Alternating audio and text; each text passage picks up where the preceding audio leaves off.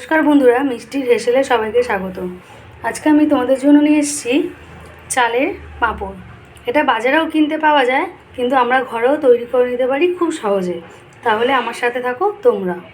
আমি ছোট ছোট চাল নিয়ে নিয়েছি। এই চালগুলো হচ্ছে ভাঙা চাল।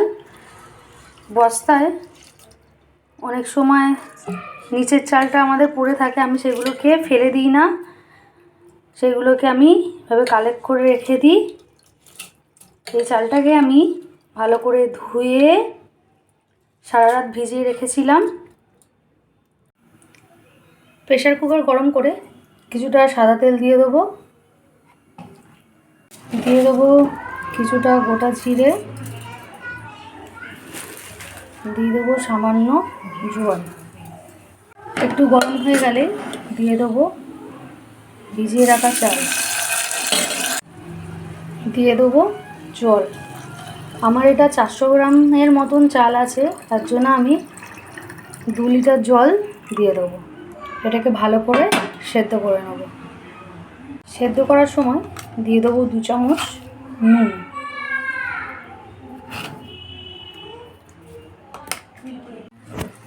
চালটা একদমই গলে গেছে। এবার এটাকে আমি ফ্লেম অফ করে প্রেসার কুকারের ঢাকা আটকে আমি 20 মিনিট রেখে দেবো।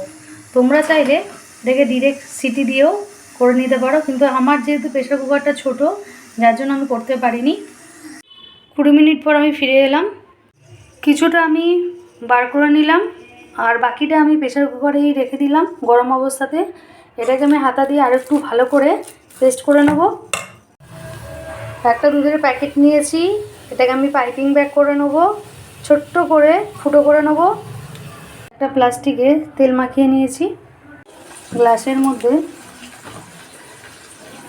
দুধের প্যাকেটটা রেখে দিয়েছি,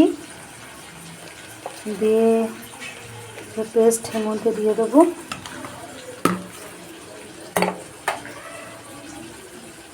মুখটা মুড়ে নেব। মুখটা এইভাবে মুড়ে নিয়েছি।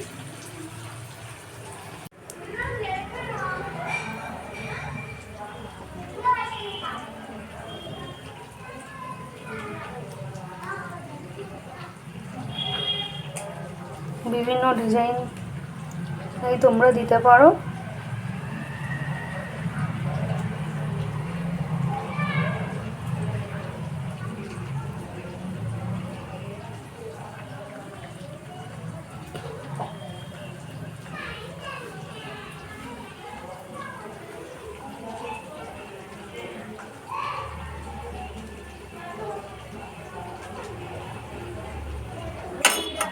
আমি এরকম বিভিন্ন শেপের করে নিয়েছি। পর এগুলোকে আমি 2-3 দিন ভালো করে রোদে দেব, তারপরে আমি ফিরে আসছি। 2 দিন পরে ফিরে এলাম। পাঁপড়গুলো সুন্দরভাবে শুকিয়ে গেছে।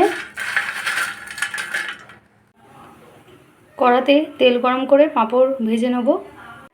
তেল গরম হয়ে গেছে, আমি এবার পাঁপড়গুলো ছেড়ে দেবো। বন্ধুরা, কি সুন্দর ফুলে উঠেছে।